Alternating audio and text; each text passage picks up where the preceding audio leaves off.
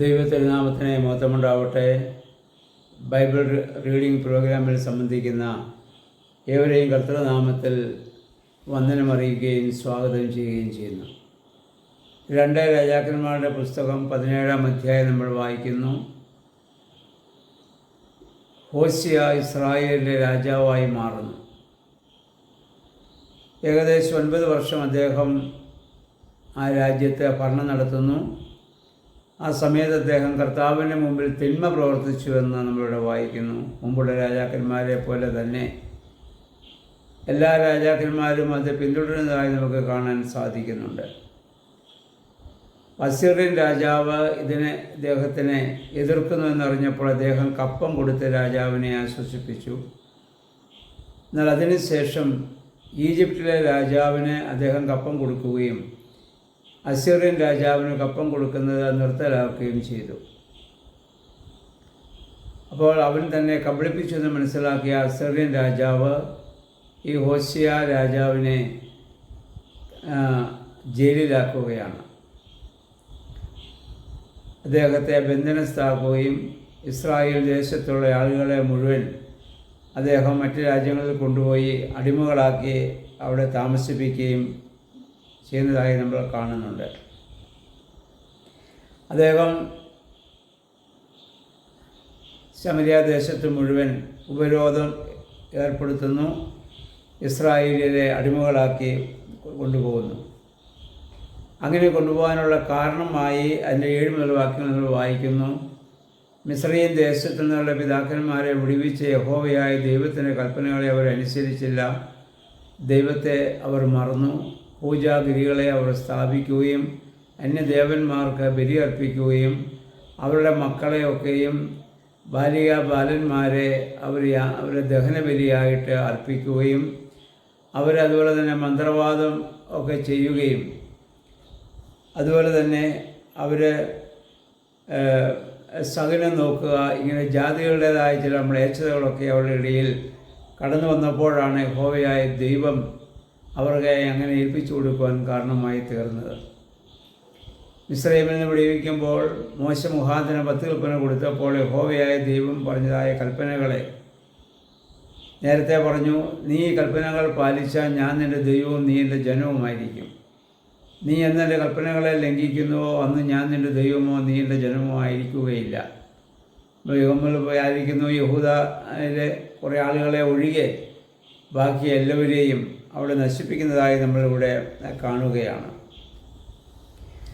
24 മുതൽ വാക്യങ്ങൾ നമ്മൾ വായിക്കുന്ന അസീറിയൻ രാജാവ് ഇസ്രായേൽ ജനത്തെ ഒഴിവാക്കിയ സമരിയ ദേശത്ത് മറ്റ് ദേശങ്ങളിൽ നിന്നുള്ള ആളുകളെ അവിടെ കൊണ്ടുവന്ന് താമസിപ്പിക്കുകയാണ്. അവരവിടെ വന്നപ്പോൾ അവർക്ക് പരിചയമുള്ളത് അവരുടെ ദേവന്മാരെ സേവിക്കുക മാത്രമേ അവർക്ക് അവിടെ പരിചയമുള്ളൂ. അവരെന്ത് ചെയ്തു? അതേ രീതി ഇവിടെ തുടർന്നു. അപ്പോൾ യഹോവയായ ദൈവം അവരുടെ ഇടയിൽ സിംഹങ്ങളെ അയക്കുകയും ധാരാളം ആളുകൾ മരിക്കാൻ കാരണമായി തീരുകയും ചെയ്തപ്പോൾ അസീറിയൻ രാജാവിന് കാര്യം മനസ്സിലായി.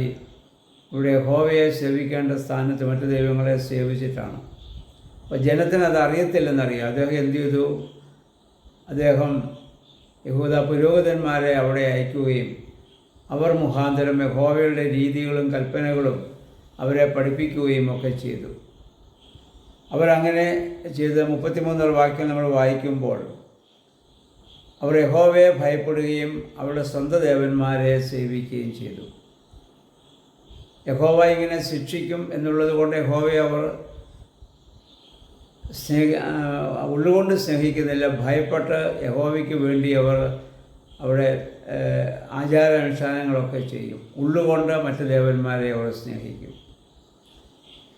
ഇതാണ് ഇന്നും ആധുനിക സഭയിലും പുതിയ നിയമത്തിലും ഇന്നും പലപ്പോഴും നടക്കുന്ന ഇത് തന്നെയാണ്. കർത്താവായ യേശു ക്രിസ്തുവിനെ എല്ലാവർക്കും സ്നേഹമാണ്.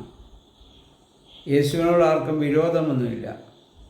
എന്നാൽ അതേ സമയത്ത് തന്നെ ദൈവത്തിൻ്റെ ആ കർത്താവിൻ്റെ കൽപ്പനകളെ ലംഘിച്ച് മറ്റ് ദേവന്മാരെ എന്ന് പറഞ്ഞാൽ ധനം, അവരുടേതായ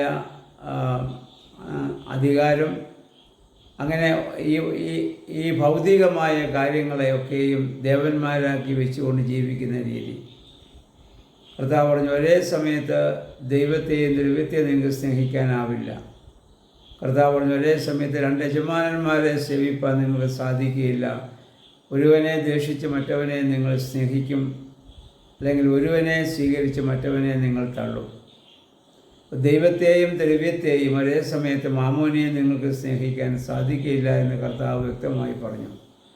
നമ്മുടെ നാട്ടിലൊരു പഴമൊഴി ഉണ്ടല്ലോ, ഇരുതോണിയിൽ കാല് വയ്ക്കരുത് എന്ന്. ഇരുതോണിയിൽ കാല് വെച്ച് ഏറെ ദൂരം നമുക്ക് വെള്ളത്തിലൂടെ സഞ്ചരിക്കാനാവില്ല, നമ്മൾ വീണു പോകും. ഇതുപോലെ ഒരേ സമയത്ത് ദൈവത്തെയും മറ്റു ദൈവങ്ങളെയും ഒരുപോലെ നമുക്ക് സ്നേഹിക്കുവാനും ആദരിക്കുവാനും നമുക്ക് സാധിക്കുകയില്ല. ദൈവത്തിൽ മാത്രം പൂർണ്ണമായി ആശ്രയിക്കുമ്പോൾ കർത്താവ് പറഞ്ഞതുപോലെ, മുന്നമേ അവൻ്റെ രാജ്യവും നീതിയും അന്വേഷിപ്പീൻ, അതോടൊപ്പം നിങ്ങൾക്ക് സകലവും ലഭിക്കുമെന്ന് കർത്താവ് പറഞ്ഞ് നമ്മളിപ്പോഴും ഓർക്കേണ്ടതാണ്. ഭൗതികമായതൊക്കെ ദൈവം നമുക്ക് നൽകുന്നതായ ദാനങ്ങളാണ്.